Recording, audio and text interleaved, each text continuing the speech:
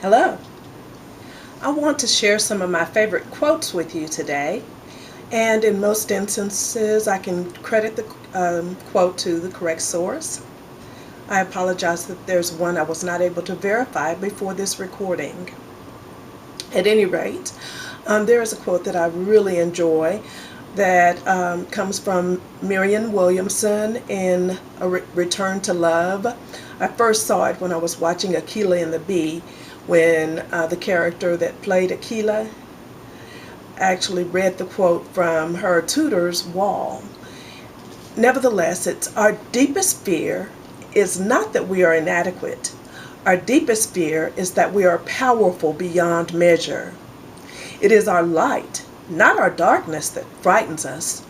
We ask ourselves, who am I to be brilliant, gorgeous, talented, and fabulous? Actually, who are you not to be? You are a child of God. Your playing small does not serve the world. There is nothing enlightened about shrinking so that other people won't feel insecure around you. We are all meant to shine as children do. We are born to make manifest the glory of God that is within us. And it's not just in some of us, it's in everyone. And as we let our own light shine, we unconsciously give other people permission to do the same. As we are liberated from our own fear, our presence automatically liberates others. I also love this particular quote, and it's from Anna Hempstead Branch.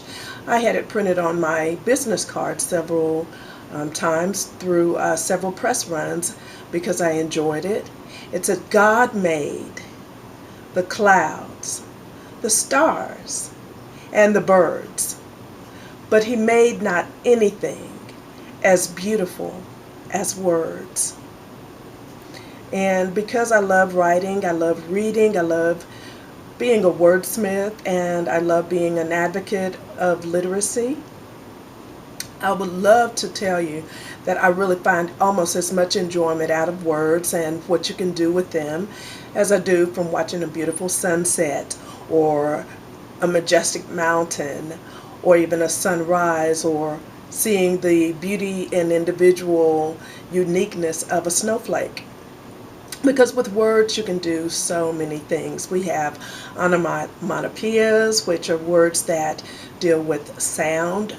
We also have anagrams. Palindromes are also interesting. Those are words that are the same spelled backward or forward.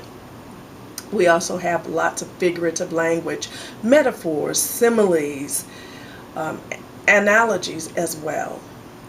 In addition to this, with words we can do portmanteaus, which is to come up with a new word by combining two existing words. I could go on and on, but there's something about the endless possibility of words that I really enjoy, and I can't help but remember that God is the one that gave us words and language. For even in the Garden of Eden, in creation, it was because he spoke ex nihilo and brought things that were not in existence into existence. It was the power of words that caused that to happen. And so let me share another quote, and this is the one that I'm not really sure who to credit it to. I believe it's Wayne Dyer. Advance confidently in the direction of your dreams. Endeavor to live the life that you have imagined, and you will meet with success unexpected in common hours. I also wanted to close out with a quote from Julia Ward Howe, and she wrote that the strokes of the pen need deliberation as much as the sword needs swiftness. And I believe what she meant by that is that just like the swordsmen, when they were fighting and doing the thrust and parry with their sword, they didn't want to waste motions. And the motions they made, they wanted them to count. In other words, to hit the right target. And the author or the writer does the same thing with an ink pen. You don't want to waste words. You want to use the words that have the maximum impact. And you do that through use of imagery and appealing to the reader's senses. You use synonyms sometimes to vary your word choice.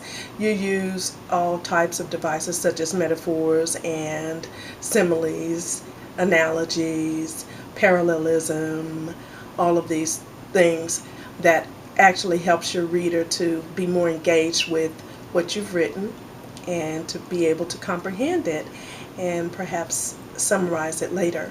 And if you've done a real brilliant job, to recommend your writing to someone else to read. At any rate, I hope that you enjoyed these quotes. They're just a few of the ones that are my favorite and on the top of my list. If you're a writer, happy writing. If you're a reader, read on.